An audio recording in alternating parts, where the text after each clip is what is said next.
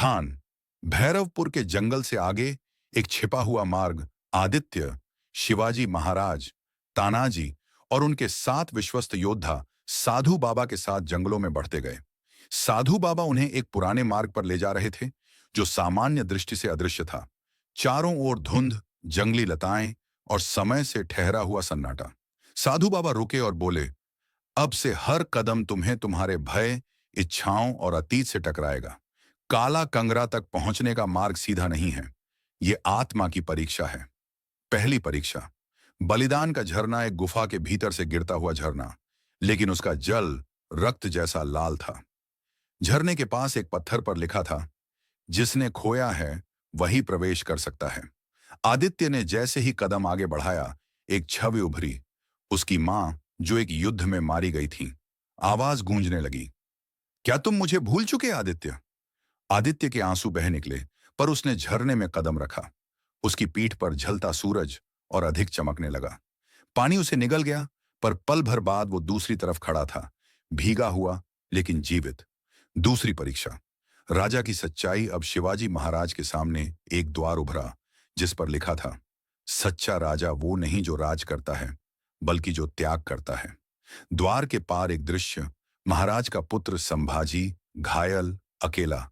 एक आवाज गूंजी, क्या तुम अपने बेटे को छोड़कर किसी और की नियति का साथ दोगे? महाराज ने आंखें बंद की और बोले, अगर मेरा त्याग भविष्य को बचा सकता है तो मैं एक बार फिर तैयार हूं। द्वार खुल गया। तीसरी परीक्षा, योद्धा की निष्ठा। तानाजी के सामने खड़ा था, उनका प्रतिबिंब, वही पराक्रमी योद्धा, लेकिन आंखों में संदेह। उस छवि ने पूछा, क्या तुम मराठा साम्राज्य से अधिक महाराज के प्रति वफादार हो? तानाजी ने तलवार निकाली और कहा, महाराज ही मेरा साम्राज्य है। प्रतिबिंब मुस्कुराया और गायब हो गया। मार्ग साफ हो गया।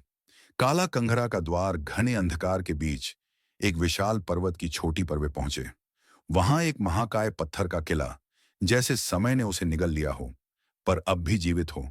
उस पर काले पंखों वाले गरुड़ का चिन्ह बना था, काला कंगरा। द्वार पर कोई ताला नहीं था, लेकिन वह हिला तक नहीं।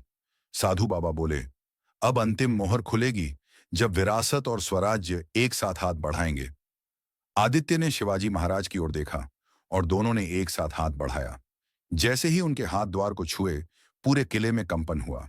काले बादल गड़गड़ाने लगे, सूरज की किरणें पत्थरों पर पड़ीं और जलते सूरज का निशान द्वार पर उभर आया। किला खुल गया।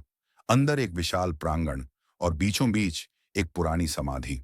उस पर लिखा था, यहां सोया है आर्यमन, जिसने काले कंगरा को बचाने के लिए अपना सर्वस्व दिया।